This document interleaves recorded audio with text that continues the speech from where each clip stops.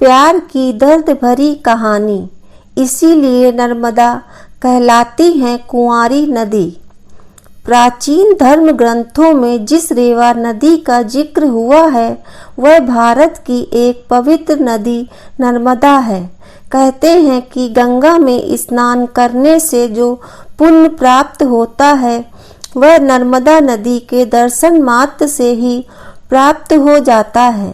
इस नदी का हर कंकड़ शंकर के समान है, जिसे नर्मदेश्वर महादेव के रूप में पूजा जाता है। नर्मदा के जन्म की कहानी बहुत ही रोचक है और उससे भी रोचक है इसके नदी बनने की कहानी। ऐसी कथा है कि यह भगवान शिव के पसीने से एक 12 साल की कन्या के रूप में उत्पन्न हुई थी।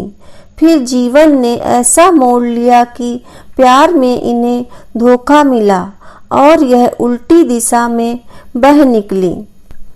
नर्मदा नदी के बारे में कहा जाता है कि यह राजा मैखल की पुत्री थी। नर्मदा के विवाह योग्य होने पर मैखल ने उनके विवाह की घोषणा करवाई। साथ ही यह भी कहा कि जो भी व्यक्ति गुलबकावली का पुष्प लेकर आएगा, राजकुमारी का विवाह उसी के साथ होगा। इसके बाद कई राजकुमार आए, लेकिन कोई भी राजा मैखल की शर्त पूरी नहीं कर सका। तभी राजकुमार सोमभद्र आए और राजा की गुलबकावली पुष्प की शर्त पूरी कर दी। इसके बाद नर्मदा और सोमभद्र का विवाह तय हो गया। राजा मैखल ने जब राजकुमारी नर्मदा और राजकुमार सोमभद्र का विवाह तय किया तो राजकुमारी की इच्छा हुई कि वह एक बार तो उन्हें देख ले।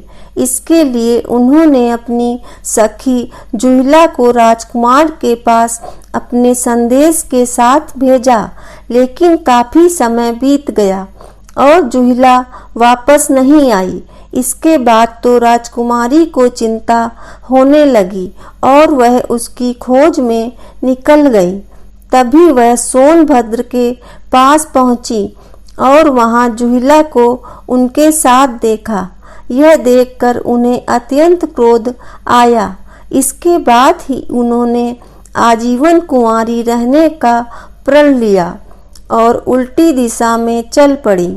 कहा जाता है कि तभी से नर्मदा अरब सागर में जाकर मिल गईं, जबकि अन्य नदियों की बात करें तो सभी नदियां बंगाल की खाड़ी में मिलती हैं। नर्मदा के प्रेम की और कथा मिलती है कि सोनभद्र और नर्मदा अमरकंटक की पहाड़ियों में साथ पले बढ़े। किशोरावस्था में दोनों के बीच प्रेम का बीज पनपा। तभी सोनभद्र के जीवन में जुहिला का आगमन हुआ और दोनों एक दूसरे से प्रेम करने लगे। इसके बाद जब नर्मदा को यह बात पता चली तो उन्होंने सोनभद्र को काफी समझाया बुझाया, लेकिन वह नहीं माने। इसके बाद नर्मदा क्रोधित होकर उल्टी दिशा में चल पड़ी और आजीवन कुंवारी रहने की कसम खाई। नर्मदा को मध्य प्रदेश की जीवन रेखा कहा जाता है। नर्मदा की उत्पत्ति मैकल पर्वत के अमरकंटक शिखर से हुई है। बता दें कि ये पूर्व से पश्चिम की ओर बहती है और खंबात खाड़ी में गिरती है। नर्मदा भारत के अंदर बहने वाली तीसरी सबसे लंबी नदी है। ग्रंथों में नर्मदा नदी की उत्पत्ति और उसकी महत्ता का विस्तार से वर्णन मिलता है।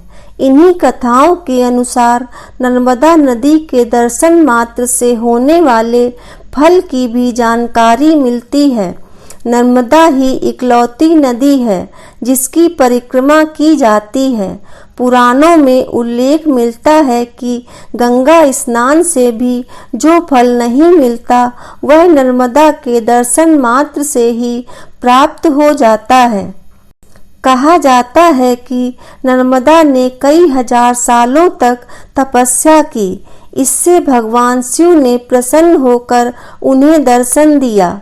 इसके बाद नर्मदा ने उनसे कई वरदान प्राप्त किए। इसमें प्रलय में ही अविनाशी होने, विश्व में एकमात्र पाप नाशनी और नर्मदा में पाए जाने वाले पाषाणों के शिवलिंग होने का वरदान पाया।